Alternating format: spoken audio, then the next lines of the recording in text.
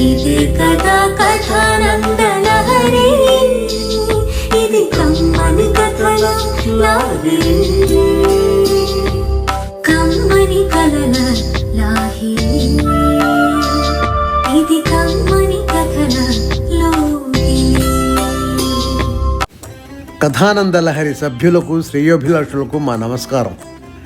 నేటి కథ ఛత్రభ్రమణం. రచన సమర్పణ శిర్రావూరు మదన్ మోహన్.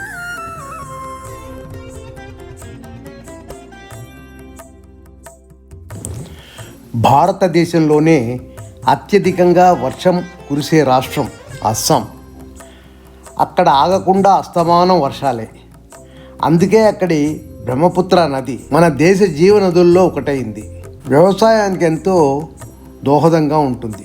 ఆ రాష్ట్రానికి నీటి కొదవ లేకుండా సమృద్ధిగా ప్రవహిస్తుంది. కానీ సాంఘికంగా అక్కడి ప్రజల జీవన విధానం వర్షం, గొడుగు, వరద, వానల్లో తడవటం వంటి వ్యవహారాల్లో మిళితమై ఉంటుంది. గొడుగులు, రెయిన్ కోట్ల ధర ఎక్కువ, అందరూ కొనలేరు. పేద ప్రాంతం. వారి అందుబాటులో ఉన్న చెట్ల పెద్ద పెద్ద ఆకులను ప్లాస్టిక్ సంచులతో చాలా వరకు ప్రజలు కాలం గడుపుతూ ఉంటారు. ఇది షిరాపుంజి ప్రాంతంలోని ఓ ఊరి కథ. ఓ తండ్రి తన గొడుగును తన తనయునికిచ్చి బడికి పంపుతాడు. అతడు ఓ జీవకారుణ్యం చూపుతున్న ఇంకో బాలునికి ఆ గొడుగునిచ్చేస్తాడు. ఆ బాలుడు కష్టాల్లో తడుస్తున్న ఓ పిల్లకిస్తాడు. ఆ పిల్ల ఓ బిచ్చగాడికి ఇస్తుంది. ఆ బిచ్చగాడు ఓ రిక్షావాడికి ఇస్తాడు. ఆ రిక్షావాడు ఓ పిల్లవాడికి ఆ గొడుగుని ఇచ్చేస్తాడు.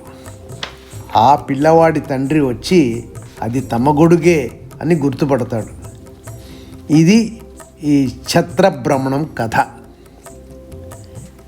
ఇలా ఆ ఛత్రభ్రమణం మళ్ళీ ఆ యజమాన్నే చేరితే అది చాలా అదృష్టం అని ఆ ఊరి వారి నమ్మకం. ఆ గొడుగుని ఇంకో కొత్త గొడుగుని అక్కడి గుడిలో ఓ మంటపంలో వెళ్ళి దానం ఇచ్చొస్తారు. ఆ గొడుగులను ఎవరైనా ఉపయోగించుకోవచ్చు, కానీ మళ్ళీ తెచ్చి అక్కడే పెట్టేయాలి, లేదా గొడుగు కొనలేని ఎవరికైనా దానం చేసేయాలి. అదే షరతు. మన గుళ్ళల్లో భోజనాలు, ప్రసాదాలు పెట్టిన బయట చాలామంది బీదవాళ్ళు ఆకలి పస్తులతో కష్టపడుతున్నట్టు గొడుగుల గొడవనే ఉన్న ఇంకా పువ్వులు అమ్ముకునే ఆడపిల్లలు, బిచ్చగాళ్ళు, బడికెళ్ళే పేద పిల్లలు, రిక్షావాళ్ళు ఆ వర్షాలకు అలవాటు పడి తడుస్తూ ప్రకృతిలో తమ జీవితాన్ని గడుపుతూనే ఉంటారు. తీసుకెళ్ళిన గొడుగుని మళ్ళీ అంత దూరం వెళ్ళి అక్కడ ఎవరు పెడతాడులే అని తమకన్నా కష్టాల్లో ఉన్నవాళ్ళు దాన్ని ఉపయోగించుకోవచ్చులే అన్న భావనతో వారికి ఉన్నదానితో తృప్తిపడి చాలామంది ఆ మంటపాల సైడ్కి వెళ్ళరు. కనుక ఆ గొడుగుల్ని ఉపయోగించే వాళ్ళు చాలా అరుదుగానే ఉంటారు. అదే ఆ ఊరి చరిత్ర, ఛత్రభ్రమణం. నమస్కారం. నేటి కథ ఛత్రభ్రమణం. రచన సమర్పణ శిర్రావూరు మదన్ మోహన్.